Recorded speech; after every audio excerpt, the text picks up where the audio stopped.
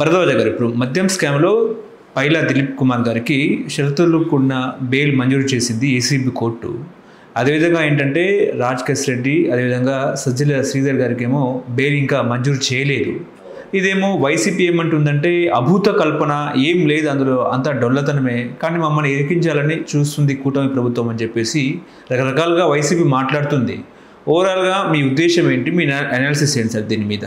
అంటే కోర్టు ఎవరికి బెయిల్ ఇచ్చింది? ఇప్పుడు అతను కూడా దాదాపు 117 రోజుల లోపల ఉన్నాడు, దిలీప్ కూడా.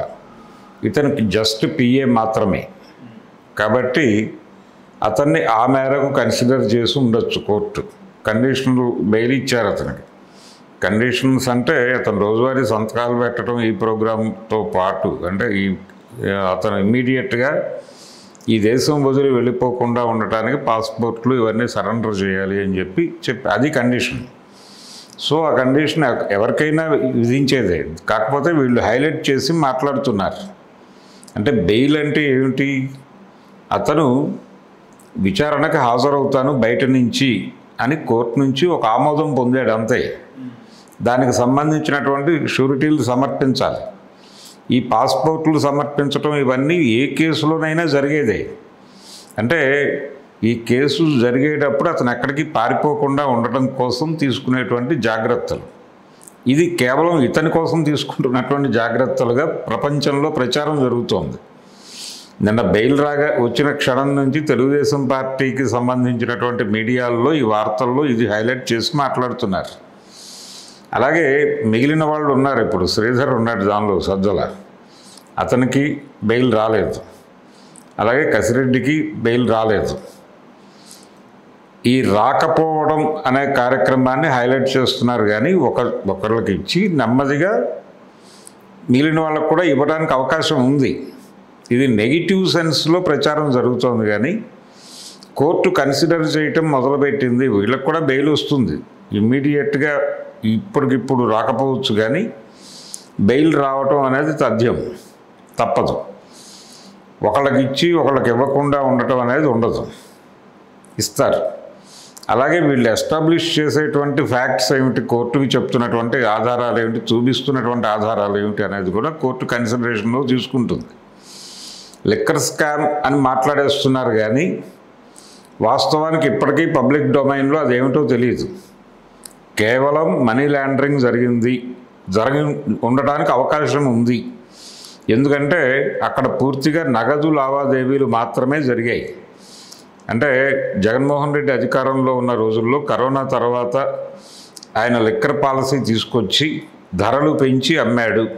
ఆ ధరలు పబ్లిక్ డొమైన్లో ప్రకటించే అమ్మారు కదా, దొంగదారిలో అమ్మలేదు కదా. మీకు ఒక రేటు చెప్పి షాప్ దగ్గర ఇంకో రేటు తీసుకున్నట్టు సాక్ష్యాలు ఏమైనా ఉన్నాయా?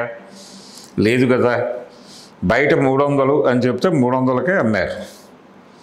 అలాగే బయట 200 అని చెప్పి అక్కడ 300కి అమ్మితే అప్పుడు అది స్కామ్. ఇప్పుడు ఎక్కడో చోట బిల్లు జనరేట్ అయి ఉంటుందిగా, బేవరేజెస్ వీళ్ళవే అయి ఉండొచ్చు గాక, కానీ దానికి ఒక బిల్లు జిఎస్టీ పే చేసి ఉంటారుగా వాళ్ళు. ఆ పే చేసినప్పుడు అక్కడ రైజ్ అయిన బిల్లు ఏమిటో కనుక్కోవడం పెద్ద కష్టమేం కాదు. ఆ బిల్లు, ఈ అమ్మినటువంటి వ్యవహారం వీళ్ళు ఓపెన్గానే పబ్లిక్ డొమైన్లో చెప్పారు. అయితే ఇది నగదు రూపంలో జరగటం మీద చర్చ, కానీ ఈ డబ్బులు ఎక్కడ డిపాజిట్ అయినాయి కనుక్కోవడం కూడా పెద్ద కష్టమేం కాదు. అన్ని గవర్నమెంట్ అవుట్లెట్లే, ప్రైవేట్ అవుట్లెట్లు లేవు ఆ రోజున. కానీ కనుక్కోవడానికి పబ్లిక్ డొమైన్లో పెట్టడానికి ఎందుకు ఇంత టైం తీసుకుంటున్నారు? ఈ కేసులో ఏమీ లేదు, ఇది డొల్లా అనటం వెనకాల ఉన్నటువంటి వ్యవహారం ఇది. ఓకే, దీనికి సంబంధించి పూర్తి వివరాలు పబ్లిక్ డొమైన్లో ఉంచకుండా ఒక కన్ఫ్యూజన్ క్రియేట్ చేసి ఈ క్షణము అంటే అవన్నీ కూడా భారతీయ సిమెంట్స్లోకి వెళ్ళిపోయినాయి డబ్బులన్నీ అని చెప్పి అక్కడ కూడా ఒక నెపం వేసి సతీ సమేతంగా మాజీ ముఖ్యమంత్రి జైలుకు వెళ్ళబోతున్నాడు అనే ప్రచారం జరుగుతోంది. అలాగే సజ్జల రామకృష్ణారెడ్డి ఏ క్షణమైనా ఈరోజు సాయంత్రం లోపు అరెస్ట్ కావచ్చు అని 3 నెలల క్రితం విన్నాం. అలాగే ఈ కేసులో ప్రతి ఒక్కరూ అప్రూవర్గా మారిపోతున్నారు అనే ప్రచారం ఒకటి జరుగుతోంది. ఇప్పుడు దిలీప్ కూడా అప్రూవర్గా మారాడు అని చెప్పచ్చు రేపో ఎల్లుండో. ఇంతకుముందు సాయిరెడ్డి గారు అప్రూవర్గా మారిపోయాడని చెప్పి ప్రచారం జరిగింది. ఆయన్ని రకరకాలుగా విచారణలకు పిలిచారు, విడతలుగా. ఆయన వచ్చి రకరకాల విషయాలు చెప్పాడు మాకు అని చెప్పి పబ్లిక్ డొమైన్లోకి ఎందుకు పంపు చేస్తున్నారు? గోప్యత పాటించాలి కదా, అది జరగటంలా. దాని మీద మంత్రులు అలాగే హోంమంత్రి గారు వీళ్ళందరూ కూడా మీడియా ముందు నర్మగర్భమైనటువంటి వ్యాఖ్యానాలు చేస్తూ అయిపోయింది, జగన్ కార్నర్ అయిపోయాడు, ఏ క్షణమైనా జైలుకి వెళ్ళిపోతాడు అని మిగిలిన గొడవలు ఏమి మాట్లాడలేదు. కేవలం లిక్కర్ స్కామ్ అనేది వైఎస్ఆర్సీపీని భూస్థాపితం చేయబోతోంది అని ప్రచారం జరుగుతోంది, కానీ అక్కడ అంత పరిస్థితి ఏమి ఉన్నట్టుగా కనిపించటం లేదు. ఓకే, ఏ క్షణమైనా ఈ బుడగ పేలిపోయే పరిస్థితే ఉంది. ఓకే. కానీ ఇంకోటి భరద్వాజ గారు, ముఖ్యంగా గత హయాంలో వైసీపీ హయాంలో ఐపీఎస్లు కూడా ఇప్పుడు జైలు పాలవుతున్నారు, కేసుల పాలవుతున్నారు. అసలు ఏంటి సార్, ముఖ్యంగా ఇప్పుడు ఐపీఎస్లే పావులుగా అయిపోతున్నారా అంటే ఏం చెప్తారు? ఐపీఎస్లు అంటే ఐఏఎస్ కూడా వెళ్ళాడుగా. కాబట్టి ఆ ప్రభుత్వానికి సన్నిహితంగా మెలిగినటువంటి అధికారులని వారన్ చేయటం దేనికోసం? అప్రూవర్లుగా మారండి, సాక్ష్యాలు మాకు ఇవ్వండి అన్న టోన్లో బెదిరించటం.